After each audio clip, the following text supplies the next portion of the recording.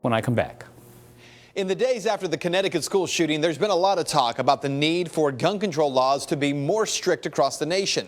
And this is a highly charged issue. Some say stricter laws would protect the innocent, and others say it would do nothing but take guns away from law-abiding citizens. Tonight, we investigate the numbers in a reality check you won't see anywhere else.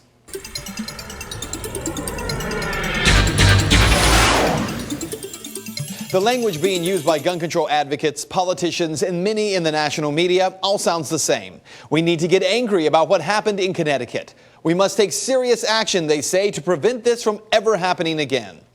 One of the toughest issues here is to separate the emotion from fact, because it's easy to be angry at guns. But does that anger make sense? To be angry at the tool and not the user. Do you know how many gun-related deaths we have in America each year? According to the FBI's number for 2011, which is the last number where numbers are available, there were 12,664 murders in the U.S. Of those, 8,583 were caused by firearms, which means that 4,081 were committed without a firearm.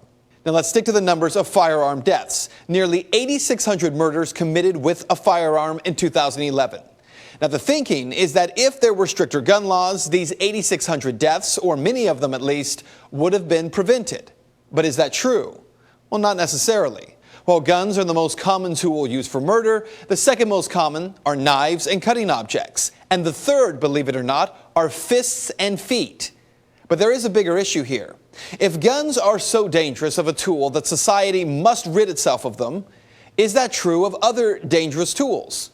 While there are under 8,600 gun-related murders in the United States for 2011, there are over 11,000 drunk driving-related deaths, according to the New York Times.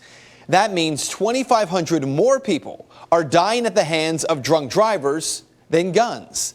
So where's the outrage from Piers Morgan of CNN about legal alcohol for those drunk drivers? Where are the calls from Mayor Michael Bloomberg of New York to have a serious debate about banning cars? After all, there are 38,000 traffic deaths in the country every year.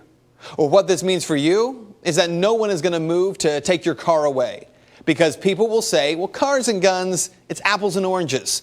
After all, you need a car to get around, but you don't need a gun. Cars serve many purposes, but guns, they say, serve only one. That argument is not only untrue, but it serves to demonstrate the difference in worldview.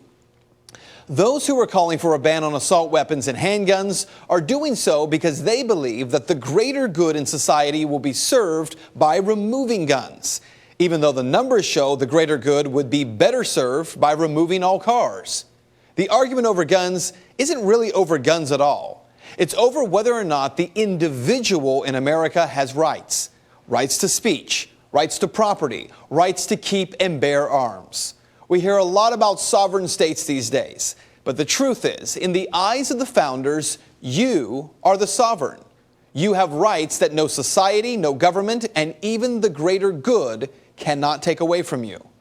And that is Reality Check. And you can find the sources for this story posted on our website at fox19.com. If you'd like to make your voice heard on this story, as I'm sure many of you would like to, you can head over to my Facebook page. You can find it by searching Ben Swann.